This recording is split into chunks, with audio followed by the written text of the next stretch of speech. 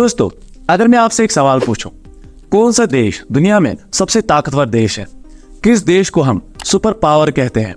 अगर इस सवाल का जवाब ढूंढने में आपको थोड़ी सी मुश्किल होती है तो जरा सोच कर देखिए, किस देश के पास सबसे ज्यादा नोबेल प्राइजेस है? किस देश ने सबसे ज्यादा ओलंपिक मेडल्स जीते हैं? किस देश की जीडीपी 23.5 लाख यूएसडी डॉलर्स की है?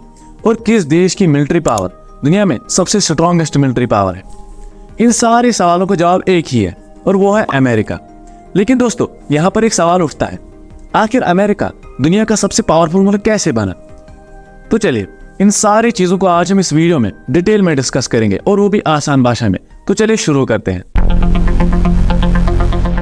अमेरिका कैसे सुपर पावर बना, ये सब जानने के लिए हमें थोड़ा इतिहास में पीछे जाना होगा। दोस्तों, इस कहानी की शुरुआत होती है साल 1492 में, जब Italian explorer Christopher Columbus Bharat की खोज के लिए निकलते हैं तो गलती से अमेरिका पहुंच जाते हैं। क्रिस्टोफर कोलंबस नॉर्थ अमेरिका के पास कुछ कैरेबियन आइलैंड्स की डिस्कवरी करते हैं। इसके बाद यूरोपियंस को अमेरिका के बारे में पता चलता है और होती है शुरू कॉलोनाइजेशन ऑफ अमेरिका। लेकिन इस दौरान वहां पे रेड इंडियंस रहते थे, जिन्हें नेटिव अमेरिकन्स भी कहा जाता है। स्पेन ने मोस्टली साउथ अमेरिका को कॉलोनाइज किया, जिसे आज के दिन लैटिन अमेरिका कहा जाता है। यही रीजन है कि ज्यादातर साउथ अमेरिकन कंट्रीज में स्पेनिश बोली जाती है। ब्रिटिशर्स ने अराउंड 600s में अमेरिका में अपनी पहली कॉलोनी बसाई। शुरुआत में यही 3 पावर्स थी, ब्रिटेन, फ्रांस और स्पेन, जिन्होंने नॉर्थ अमेरिका पर कब्जा किया। अब इसके बाद 4 जुलाई 1776 अमेरिका रेवोल्यूशनरीज इंडिपेंडेंस डिक्लेयर करते हैं अंग्रेजों से।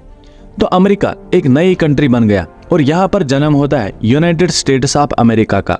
ये सब बात की कहानी है दोस्तों, क्योंकि अगर हम 1850 से देखें कि चार्ट में अगर आप देखोगे, अमेरिका का जो ग्राफ है वो 1850 के बाद ही ऊपर उठने लगा। ये वो टाइम था जब ब्रिटिश, फ्रेंच और स्पेनिश कॉलोनाइजर्स दुनिया भर के कई देशों पर, कई टेरिटरीज पर कब्जा करके बैठे थे। इंडिया भी ब्रिटिश राज की एक कॉलोनी थी। ऐसे में यूएसए जो देश था वो ऑलरेडी एक डेमोक्रेटिक देश बन चुका था। तो कोई भी नया देश अगर सोचता कि मुझे यूएसए के साथ जुड़ना है या फिर ब्रिटिश, फ्रांस या स्पेनिश रूल के अंडर, तो कोई भी नया देश यूएसए के साथ जुड़ना प्रेफर करता बजाय स्लेवरी के, क्योंकि उन्हें अमेरिका से वही फ्रीडम, वही डेमोक्रेसी मिल रही थी जो ऑलरेडी उनकी स्टेट्स में मिल रही थी। यही रीजन था दोस्तों, फ्लोरिडा, इलिनॉय और ओहायो जैसे देशों ने अमेरिका से जुड़ना प्रेफर किया। 1836 में टेक्सास एक स्टेट थी जिसने आजादी पाई थी मैक्सिको से, लेकिन मैक्सिको भी उन्हें इतना तंग करने लग रहा था कि उन्होंने कहा कि वो भी यूएसए से जुड़ना चाहते हैं। और ऐसे ही धीरे धीरे करके एक के बाद एक स्टेट यूएसए के साथ जुड़ गई और यूनाइटेड स्टेट्स ऑफ अमेरिका बड़ा बनता गया। हर स्टेट के यूएसए के साथ जुड़ने का अपना रीजन था। अब अमेरिका भी इतना बोला बाला नहीं था, मतलब एक डेमोक्रेटिक कंट्री जरूर था अमेरिका, लेकिन उनके भी इंटेंशंस थे कि जितना ज्यादा वो अपनी टेरिटरी को एक्सपेंड कर सके उतना ही अच्छा होगा। इसी रीजन से 1867 में अलास्का की जो टेरिटरी थी वो अमेरिका ने रशिया से खरीद ली at a price of $7.2 million. ऐसी ही एक हवाई की स्टेट है पैसिफिक ओशन के बीचों बीच। आप सोचोगे कि आज के दिन एक टेरिटरी जो इतनी दूर है यूएसए से कैसे यूएसए का पार्ट हो सकती है, क्योंकि यूएसए ने इस पर कब्जा किया। 1898 में यूएसए ने किंगडम ऑफ हवाई को ओवरथ्रो किया और टेरिटरी को भी ऑक्यूपाई किया। अब कहने में तो ये ब्रिटेन, फ्रेंच, स्पेनिश की तरह कॉलोनाइजर्स नहीं थे, लेकिन इसका बिहेवियर भी उनकी ही तरह था। इसके बाद एक टर्निंग पॉइंट देखने को मिलता है 1898 में, जब US president McKinley Spain empire के साथ जंग छेड़ते हैं ओवर क्यूबा। बढ़ता हुआ अमेरिका इजीली स्पेनिश एम्पायर को हराता है, जिसके बाद ये प्योर्टो रिको और गुआम को अपने कब्जे में ले लेता है। अब अगले 2 सालों में यूएसए वेक आइलैंड, अमेरिकन समोआ पर अपना कब्जा जमाता है। कुछ और समय में यूएस पैनामा कनाल जोन पर कब्जा करता है और अपनी फौजें भेजता है डोमिनियन रिपब्लिक पर कंट्रोल लेने के लिए। इस दौरान अमेरिका वर्जिन आइलैंड्स को भी खरीद लेता है। यही वो समय था जब अमेरिका को एक नए सुपर पावर के रूप में देखा गया। तो 1900s तक यूएसए बहुत बड़ा देश बन चुका था और ढेरों टेरिटरीज इनके अंडर थी। जाहिर सी बात है, जितना बड़ा देश होगा उतनी ही ज्यादा आपकी इकोनॉमी होगी और उतनी ही ज्यादा इस कंट्री का जीडीपी भी होगा। लेकिन ये तो बस शुरुआत है, असली जादू तो होता है 1900s और 1950s के बीच में। दोस्तों, याद है इस दौरान क्या हुआ था? दुनिया में 2 वर्ल्ड वार्स हुई थी, लेकिन ये दोनों वर्ल्ड वार्स यूरोप में हुई थी। यहाँ पर एक चीज मेंशन करनी बहुत ही जरूरी है, यूएसए की जमीन पर लड़ाई नहीं छिड़ी थी, अमेरिकन सोल्जर्स जरूर इस वार में शहीद हुए थे, लेकिन इकोनॉमिकली देखा जाए तो यूएसए पर ज्यादा इम्पैक्ट नहीं पड़ा था। France, Germany, UK, Spain, Italy सब एक दूसरे से लड़ाई कर रहे थे इन दोनों वर्ल्ड वार्स में, और यूएसए अपने साइड दूर अलग से बैठा था चुपचाप। अमेरिका इस जंग से दूर रहता है, और अमेरिका तो बाकी सारी दुनिया से कई हजार किलोमीटर दूर है, और इसीलिए अभी तक कोई कंट्री अमेरिका पर डायरेक्ट अटैक नहीं कर पाता। 26 नवंबर 1941 वो दिन था जब जापान ने 6 एयरक्राफ्ट कैरियर, 2 विशाल बैटलशिप्स और सैकड़ों एयरक्राफ्ट्स एक बड़े हमले की तैयारी के साथ निकल पड़े। इस सरप्राइज हमले का शिकार बना American naval base Pearl Harbor. यहाँ यूएस ने अपना डेरा डाला हुआ था। अचानक से हुए इस हमले ने अमेरिकन नेवी पर बम्बों की बरसात कर दी। जापान के इस अटैक से अमेरिका का खून खोल उठता है, और फिर अमेरिका सेकंड वर्ल्ड वॉर में एंट्री कर लेता है। यूएसए इकलौती ऐसी कंट्री थी जिसने प्रॉफिट कमाया इन दोनों वर्ल्ड वॉर्स के दौरान। इतने हथियार उन्होंने भेजे जर्मनी, फ्रांस और यूरोपियन कंट्रीज को कि वो ओवरऑल प्रॉफिट में ही रहे। ऐसा नहीं है कि यूएसए ने कुछ ज्यादा ही नाजायज फायदा उठाने की कोशिश ना करी हो इस तबाही से। ये तो बस चांस की बात थी कि यूएसए इकोनॉमिकली इन दोनों वर्ल्ड वॉर्स के दौरान प्रॉफिट में रहा। बात क्या है, जब यूरोपियन कंट्रीज में जंग छिड़ी तो यूरोपियन लोगों को लगा कि हमारी करेंसी का सत्यानाश होने वाला है, हमारी इकोनॉमी अब पूरी तरह से डूबने वाली है।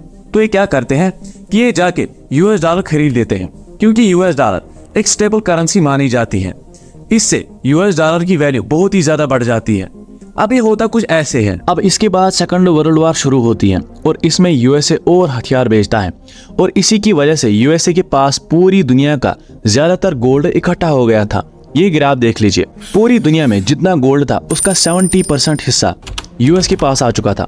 22,000 टन गोल्ड जो था वो यूएस के पास था, और इस सब का पर्टिकुलर रीजन था इस टाइम पर यूएस ने सबसे ज्यादा एक्सपोर्ट किया, और उसको बहुत ज्यादा मौका मिला गोल्ड इंपोर्ट करने का। और पाउंड स्टर्लिंग जो पूरे वर्ल्ड में रूल कर रहा था, अब उसकी जगह पे यूएस डॉलर आके बैठ गया था। सेकंड वर्ल्ड वॉर खत्म होता है, और सारे जो देश थे ब्रिटेन, जर्मनी और सोवियत यूनियन, फ्रांस एकदम खत्म हो चुके थे। सिर्फ एक यूएस था जो सही कंडीशन में था, बाकी सबकी हालत खराब थी। सारी दुनिया का जो गोल्ड था वो यूएस के पास आ चुका था।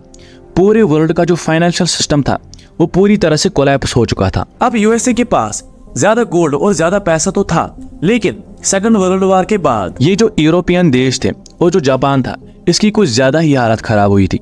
इनको फूड ग्रेन्स फ्यूल जो था इसकी इनको बहुत ज्यादा जरूरत थी, और ये बाकी देशों से इंपोर्ट करने की कोशिश कर रहे थे। अब इनके पास करेंसी तो नहीं थी, ना तो गोल्ड था, और यूएस को डर था कि ये फिर से बार्टर सिस्टम में स्टार्ट कर दे, क्योंकि उससे पूरे वर्ल्ड का जो फाइनेंशियल सिस्टम था वो बर्बाद हो जाएगा, और यूएस डॉलर का जो एडवांटेज है, जो लीड कर रहा है, वो भी खत्म हो जाएगा। तो इन सब चीजों से निपटने के लिए ईयर 1944 में यूएस के अंदर Bretton Woods Mount Washington hotel में 44 कंट्रीज के 700 रिप्रेजेंटेटिव जैसे इकट्ठे होते हैं इस प्रॉब्लम का सोल्यूशन ढूंढने के लिए। और इस पूरी मीटिंग का बस एक ही मकसद था कि एक नया फाइनेंशियल सिस्टम बनाया जाए जिससे ये जो सिचुएशन है वो सुधर सके।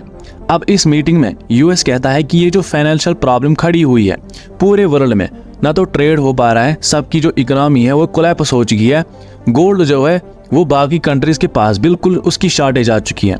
तो इसका एक ही सोल्यूशन है कि आप सब लोग एक काम करो, आप अपनी सारी डील जो है वो खुद की करेंसी के बजाय यूएस डॉलर में करो, और हम प्लेस देते हैं और गारंटी देते हैं कि 1 आउंस गोल्ड यानी कि 28.3 ग्राम गोल्ड, इसके बदले हम $35 देंगे। मतलब कि पूरी दुनिया से कोई भी कभी भी $35 दे के 1 आउंस गोल्ड ले सकता है। हमारे पास एनफ गोल्ड है। मतलब कि पहले जो कंट्रीज अपनी करेंसी को गोल्ड से बैक करती थी वो अब यूएस डॉलर से बैक करें, और यूएस डॉलर जो है वो गोल्ड से बैक हो। और दूसरी चीज, इस मीटिंग में यूएस और बाकी सारे देशों ने मिलकर ये डिसाइड किया, वर्ल्ड बैंक और IMF इंटरनेशनल मॉनेटरी फंड ये बनाए, और कहा कि जो देश वार में बर्बाद हो चुके हैं वो अपने आप को दोबारा से खड़ा करे। उसके लिए IMF और वर्ल्ड बैंक लोन देंगे, लेकिन इसमें भी उन्होंने ये कहा कि लोन मिलेगा वो डॉलर में मिलेगा, और जब वापस करना होगा तो वो भी डॉलर में वापस करना होगा। और यही नहीं, यूएस ने प्लान बनाया जिसको मार्शल प्लान बोला गया। इसमें यूएस ने क्या कहा, यूरोप के देशों को रिकॉन्स्ट्रक्ट करने के लिए यूएस ने यूएस डॉलर में 13.3 बिलियन दिए। अगर आज की डेट में आप उसको कंपेयर करोगे तो करिए $173 मिलियन लोन दिया था। यूएस जो था वो पूरे वर्ल्ड में यूएस डॉलर चलाना चाहता था। 1950 के बाद अमेरिका और सोवियत यूनियन दो सबसे बड़ी सुपर पावर बनकर निकली और यहाँ शुरुआत होती है कोल्ड वार की। यूएसए और सोवियत यूनियन के बीच में जो वार थी इसे हम कोल्ड वार से जानते हैं। ये एक आइडियोलॉजिकल वार थी, मतलब कम्युनिज्म और कैपिटलिज्म के बीच में। लेकिन इन दोनों ने डायरेक्टली लड़ने के बजाय प्रॉक्सी वार खेली, मतलब कि बाकी देशों में जाकर लड़ाई करते थे। जिन जिन देशों में यूएस को लगता कि कम्युनिज्म आइडियोलॉजी फैलने लगी तो वो वहां जाकर सरकारें गिराती, कभी अपोजिशन को पैसे की फंडिंग करते और कभी डायरेक्टली रेवोल्यूशनरीज को कत्ल किया जाता। जैसे कि 1964 में बोलिवियन कोव में ची गुआरा को डायरेक्टली कत्ल किया जाता है CIA के द्वारा। ऑपरेशन साइक्लोन में अफगानिस्तान में जाकर तालिबान मिलिटेंट्स की फंडिंग करी ताकि सोवियत यूनियन का इन्फ्लुएंस रोका जा सके और उसी की वजह से यहाँ पर टेररिस्ट ग्रुप्स की भी शुरुआत हुई। ऐसी कहानी सुनने को मिली Brazil, Italy, Argentina, Iran, Congo, Dominican Republic और बहुत सारे देशों से। इतने सारे देशों के इंटरनल पॉलिटिक्स में इंटरफेयर करके ये सारे देश डायरेक्टली डिपेंडेंट बन गए थे यूएसए के ऊपर, जिससे यूएसए और भी ज्यादा पावरफुल बनता गया। यही रीजन है कि आज के दिन 800 से ज्यादा मिलिट्री बेसिस है अमेरिका के 70 से अलग अलग देशों में। और कोल्ड वॉर के दौरान ये सब अचीव करने के लिए अमेरिका को बहुत सारा पैसा स्पेंड करना पड़ा मिलिट्री पर, जिसकी वजह से आज के दिन अमेरिका की मिलिट्री पावर बेस्ट है दुनिया में।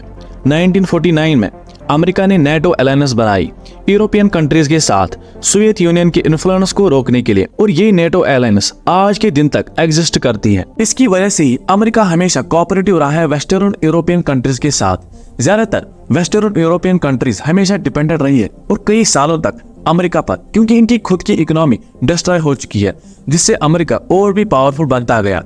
और 1990s के बाद जब सोवियत यूनियन टुकड़ों में बढ़ गया तो ओबियसली एक ही सुपर पावर बच गया, वो था अमेरिका। दोस्तों, उम्मीद है ये वीडियो आपको पसंद आई होगी। हमारे चैनल को सब्सक्राइब जरूर करें, क्योंकि इससे मुझे और ज्यादा मोटिवेशन मिलती है वीडियोस बनाने में। Thanks for watching.